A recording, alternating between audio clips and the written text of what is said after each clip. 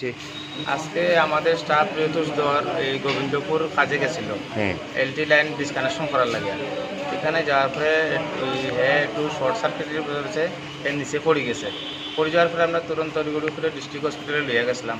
যার পরে এখান থেকে তারা আগরতলা আইএলএস হসপিটালে রেফার করছে। করার পরে আমবাসা পারানোর পরে তার পথের মধ্যেই মৃত্যু হয়েছে। তখন কয়ে তখন আমবাসা ক্রস করে মনুয়াই গেছে, বাড়িতে রিটার্ন ব্যাক করতেছে।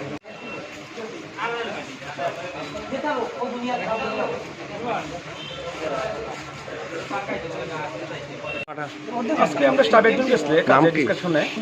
এর নাম হলো প্রিয়তোষ ধর। বয়স বয়স ধরেন 31। আপনার নাম? আমার নাম তাপস। আপনি কি করেন?